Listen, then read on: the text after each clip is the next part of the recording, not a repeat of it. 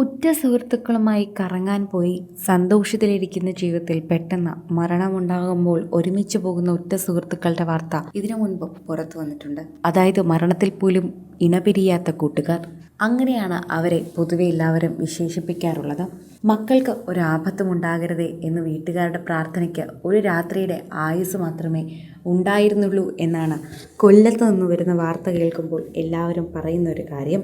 ഇന്നലെ രാവിലെ വീട്ടുകാർ അറിഞ്ഞത് വിയോഗ വാർത്തയായിരുന്നു എന്നതാണ് കൊല്ലത്ത് നിന്ന് പുറത്തു വരുന്നത്. സംഭവം ബിബിൻ രാജും കണ്ണൻ രാജും അബൂ താഹിറും തിരയിൽപ്പെട്ടു. കാൽ നനയ്ക്കുന്നതിനിടയിലായിരുന്നു ഈ സംഭവം. അബൂ താഹിറിനെ അഗ്നിരക്ഷാസേനയാണ് രക്ഷിച്ചത്. സംഘത്തിലുണ്ടായിരുന്ന അർജുനും ഹിനാനും ഈ സമയം കരയ്ക്ക് നിൽക്കുകയായിരുന്നു.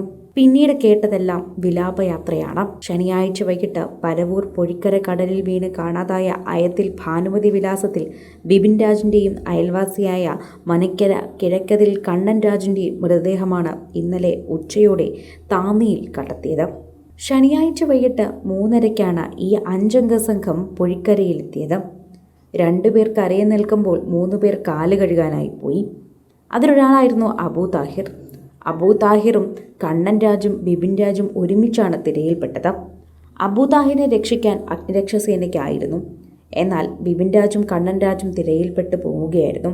പോളയത്തോട് ശ്മശാനത്തിൽ വൻ ജനാവലിയുടെ സാന്നിധ്യത്തിൽ 4:30-ക്ക് ബബിൻ രാജിന്റെ സംസ്കാരം നടത്തി. പാരിപ്പള്ളി മെഡിക്കൽ കോളേജ് ആശുപത്രി മോർച്ചറിയിൽ സൂക്ഷിച്ചിരിക്കുന്ന കണ്ണൻ രാജിന്റെ മൃതദേഹം ഇന്ന് ഉച്ചയ്ക്ക് വീട്ടിലെത്തിക്കും. കണ്ണൻ രാജിന്റെ വിദേശത്തുള്ള അച്ഛൻ ഇന്ന് രാവിലെ വീട്ടിലെത്തും. ഒരു വിളിപ്പാടകലെ മാത്രമാണ് ബിബിൻ രാജിന്റെയും കണ്ണൻ രാജിന്റെയും വീടുകൾ. എവിടെ പോയാലും ഒരുമിച്ചാണ്. ഒരു ദിവസം പോലും പരസ്പരം കാണാതിരിക്കില്ല. അല്ലെങ്കിൽ അപ്പുറവും ഇപ്പുറത്തെ വീട്ടിലെങ്കിലും പോയിരിക്കും.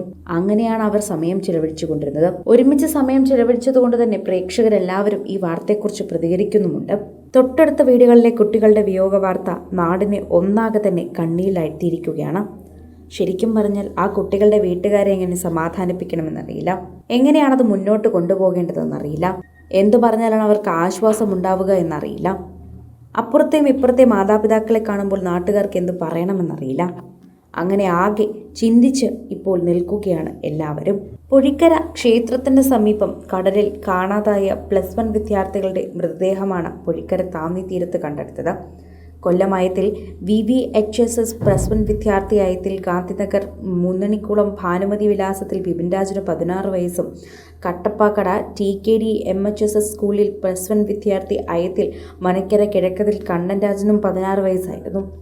ഇരുവരുടെയും മൃതദേഹങ്ങൾ ലഭിച്ചപ്പോൾ കൂട്ടുകാരുടെ കണ്ണീരടക്കാൻ പറ്റാത്ത യാത്ര ഇപ്പോൾ കാണുന്നു.